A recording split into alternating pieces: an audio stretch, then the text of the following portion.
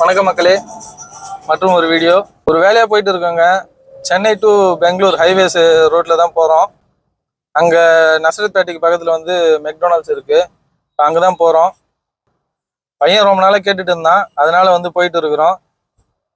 அவருக்கு லீவே முடிய போகுது அப்படின்னாரு. சரி, ஒரு வேலையாக போகிறோம், அப்படியே ஆந்தி வேலை தானே இருக்குது, அங்கே போயிட்டு அப்படியே பார்த்துட்டு போயிடலாம்.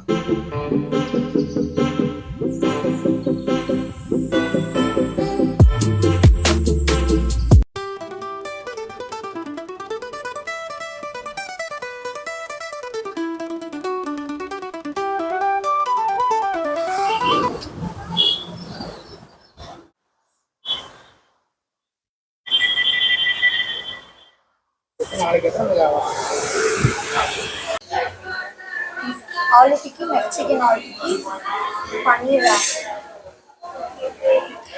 வித் சீஸ் பர்கர் இருக்குல்ல, அது ஒரு 450. ஜெஃபிரியா?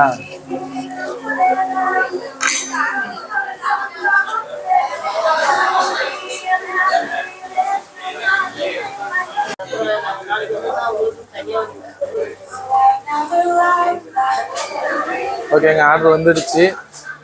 இதோட நேம் பெரி ஸ்மூதி.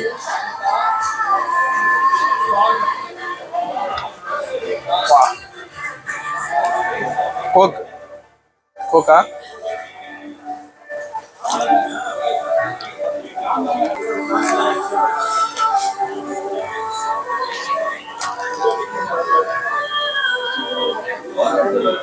வெஜ் பர்கருங்க. இது வந்து ஒரு பன்னில் வந்து பார்த்தீங்கன்னா உள்ள பேட்டி இருக்குது. இது வந்து வெஜ்ஜு உருளைக்கிழங்குன்னு நினைக்கிறேன். ஒரு சாஸ் ஊற்றிருக்காங்க, ப்ளஸ் ஆனியன் எல்லாம் இருக்குது. வாயை ரொம்ப பெருசாக திறந்து தான் கிடைக்கும். பன்னு ரொம்ப சாஃப்டாக இருக்குதுங்க. நான் இது நம்ம ஊர் பண்ண மாதிரி இருக்குன்னு நினச்சேன், ஆனால் இது டேஸ்ட் வந்து ரொம்ப நல்லாவே இருக்குது. ரொம்ப சாஃப்டான பண்ணு, உள்ள ரொம்ப கிறிஸ்பியாக இருக்குது. இதில் ஒரு சாஸ் வச்சுருக்காங்க. ப்ளஸ் வந்து இது வந்து பேட்டியா உருளைக்கிழங்குல செஞ்சதுன்னு நினைக்கிறேன். ரொம்ப கிறிஸ்பியாக இருக்குது.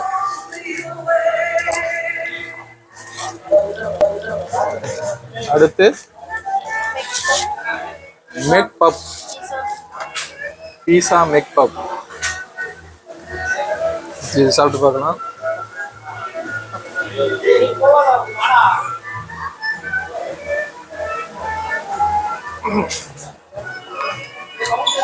இதுவும் நல்லா இருக்குங்க. ஒரு பப்ஸ் மாதிரி இருக்குது. இதெல்லாம் வந்து எல்லாத்துலேயுமே சீஸ் டாமினேட் பண்ணுது. நீங்கள் இது டெய்லி சாப்பிட்டீங்கன்னா கண்டிப்பாக டயட் உங்களால் ஃபாலோ பண்ண முடியாது. டெய்லிலாம் இதை சாப்பிடாதீங்க.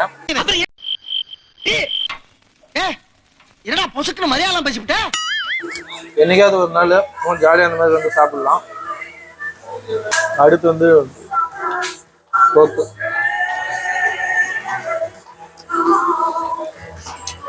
இது நல்லா இருக்குங்க. இன்னொரு பெரிய பைட்டாக போயிடலாம். ஏன்னா இது ஒரு வாய் சாப்பிட்டுட்டு வச்சிடலான்னு பார்த்தேன். இந்த டேஸ்ட் ரொம்ப நல்லா இருக்குது. ஃபுல்லாக காலி பண்ணிடுவாங்க போல்.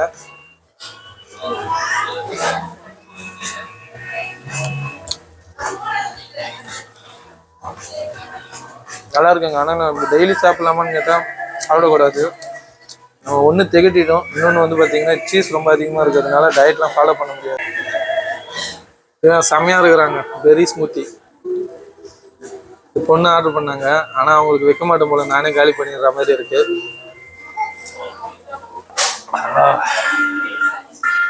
அப்படியே உள்ளே இறங்குது, தெரியுது. பால்கோவா டேஸ்ட் இருக்கு, ரொம்ப திக்கா இருக்கு. இங்கே வந்தீங்கன்னா இது கண்டிப்பாக இதை ட்ரை பண்ணுங்க. இது ஒன்றே போதும் போல. 3 வாங்கி சாப்பிட்டுட்டு போயிடலான்னு பார்க்குறேன். இது ஒரு 2 வாங்கி அடிச்சுட்டு கிளம்பிடலாங்க. வேறு எதுவுமே வேணும். நான் பெரிய பிக் ஃபுட்டிலாம் கிடையாதுங்க. நான் கம்மியாக தான் சாப்பிடுவேன். ஆனால் இந்த பர்கரோட டேஸ்ட் வந்து அடிப்பொலியாக இருக்குது. இப்போ நீங்கள் பாருங்கள்.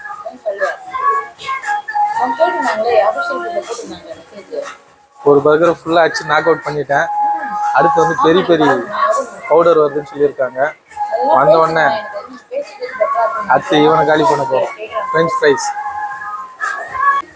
ரொம்ப முறுமுறுன்னு இல்லை, ரெண்டும் கலந்த மாதிரி இருக்கு. பெரிய வர்த்தங்க அதோட சேர்த்து சாப்பிட்டு பார்க்கலாம் எப்படி இருக்கு.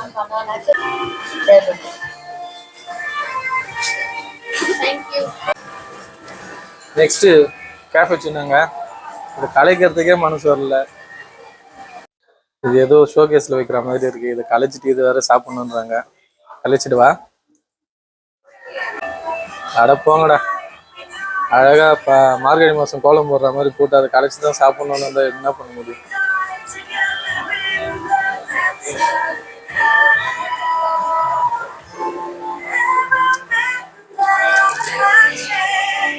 சக்கரை கம்மியாக ஒரு ஸ்ட்ராங்கான காஃபி குடிக்கிற மாதிரி இருக்கு. இதுக்கே இவ்வளோ டெக்கரேஷனு. சக்கரை நம்ம தான் போட்டுக்கணுமோ? நம்ம தான் போடணுமா?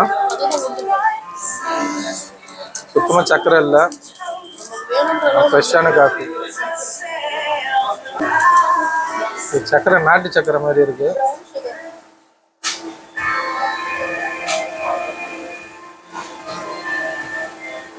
சக்கரையும் மிக்ஸ் ஆக மாட்டேங்குங்க.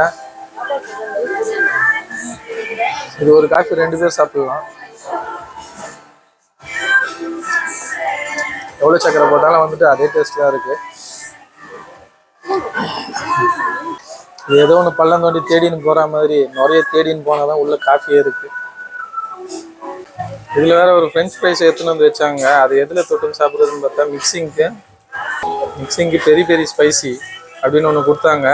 சரி நான் அப்படியே போட்டு சாப்பிட்டுலான்னு பார்த்தேன். அது வேற மிக்சிங் வேற ஒன்று இருக்கான். தனியாக ஒரு கவர் வேற கொடுத்துருக்காங்க. இது ப்ராசஸே தனியாக பெரிய ப்ராசஸாக இருக்குதுங்க. ஃப்ரெஞ்ச் ஃப்ரைஸ் தனியாக கொடுத்துட்றாங்க. பெரிய பெரிய ஃப்ளேவராக அது தனியாக பவுடர் மாதிரி கொடுத்துருக்காங்க. நம்ம சினிமாலாம் போனோம்னா பாப்கார்ன் வாங்கிட்டு அந்த பவுடரை போட்டு சாப்பிடுவாங்க குடிக்கிட்டு. அந்த மாதிரி தான் சாப்பிடணும் போல. இது மிக்சிங்லாம் போட்டாச்சுங்க. மிக்சிங்லாம் போட்டு தனியாக எடுத்து போட்டாச்சு. மிக்சிங் போட்டதுக்கப்புறம் இவன் கலரே வேறு மாதிரி இருக்கான். ஒன்று சாப்பிட்டு பார்ப்போம். நல்லா அதிகமாக மிக்ஸ் ஆகிருக்கிறத பார்த்து சாப்பிட்டு பார்ப்போம்.